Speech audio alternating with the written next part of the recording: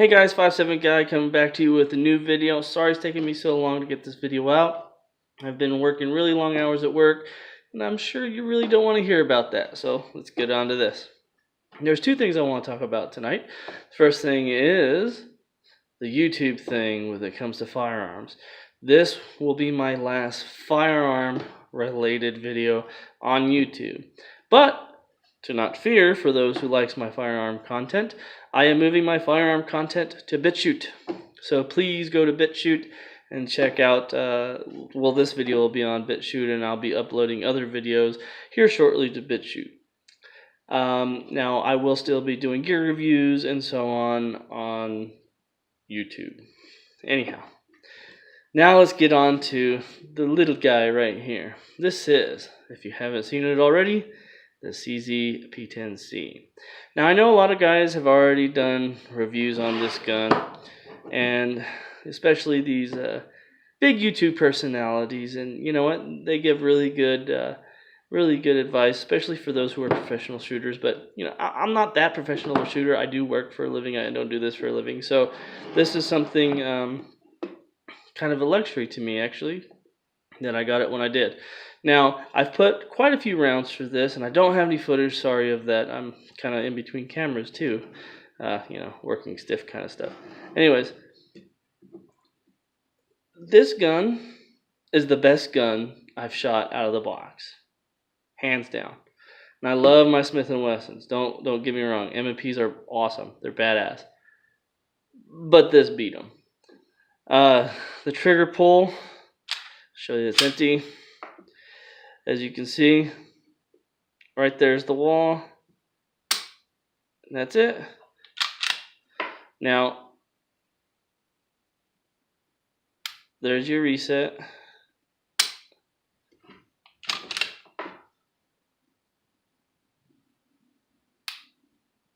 So as you can see, that's an awesome trigger. That's an awesome trigger out of the box. I haven't shot any handgun. Well, let me put it this way. I haven't shot any weapon that has had as good of a trigger as this out of the box. And that includes ARs. So they did the trigger right. The ergonomics of this gun are awesome. The undercut on the beaver tail is perfect. You can get your hand way up there.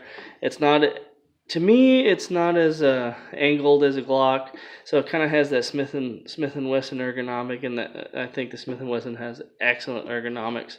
And the undercut right here on the trigger wheel is awesome. They actually did that right, I think. So it gives you a really good purchase on the gun. Now, the cons of this gun, the glaring cons to me, are the night sights, or the lack thereof. They're glow-in-the-dark sights for about 20 minutes. Yeah, and that's an exaggeration. I was out all day shooting with this in the middle of a day that was bright and sunny out here in New Mexico. Brought it home, and I think the sights lasted about 2 hours, maybe 3 hours. But I mean, out of the box, the sights aren't bad. I mean, for out of the box sights, you can't complain. The next thing is the stippling. Now that's some aggressive stippling. Now at first, you think, man, that's pretty aggressive, but you kind of get used to it until you shoot for 3 hours. I just did a course called Ready Citizen, and it's about 3 hours. And I'll tell you what, after about 3 hours of shooting this handgun, even though it's 9mm, my hands are getting a little raw. But, it's not bad. I'll say, if they would have done the stippling texture probably to the extent of the Smith & Wesson M&P 2.0, I think it would have been perfect. And last but not least, that everybody talks about, or that I have seen everybody talk about, is the mag release. It's really stiff, especially on a loaded mag. This is a loaded mag. Again, there's nothing in the chamber, so it's in there. You can hear it. You can hear it.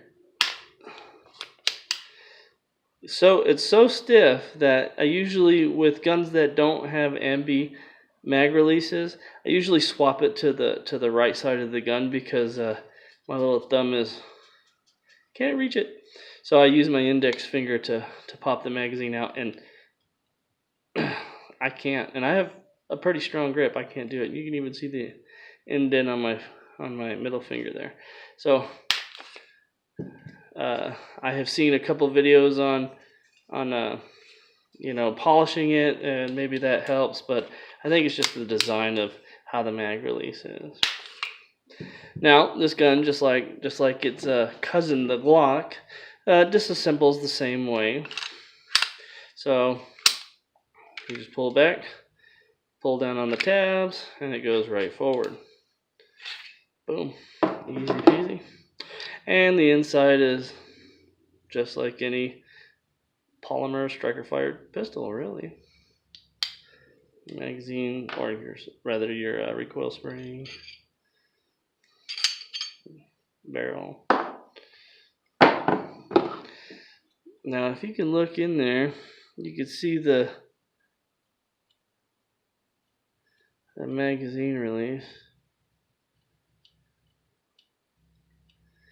And you can see, maybe if they were to have made that V down there, that V down in there, a little less steep, it'd be a little easier. Now I can see where polishing it would help out a lot. But I think I'm just going to let it wear. It doesn't, I've been, for years having to readjust my grip to use the mag release, so not that big of an issue to me, really. But that is a con. Other than that, that's about it when it comes to it. I'm probably more accurate with this gun than I am any other handgun that I have at this point in time, even though I use M&P full size extensively, not 2.0 mind you, but the older one. And I've actually done a lot better on courses with this gun than I have my full size. Anyways, guys, please like, subscribe, comment down below. Go visit me at BitChute. I'm actually trying to get some of my buddies over there, and the more people that go to BitChute, the more we can start getting more subscribers over there and helping out with the gun scene over there, as it were, because they're not, saying that we're hate speech or anything like that. Anyways. Thanks, guys. Also, before I forget, if anybody knows of a good body camera that's fairly inexpensive, hit me up. You can PM me or put it in the comment section. Anyways, like I said, like, subscribe, and I'll talk to you guys later.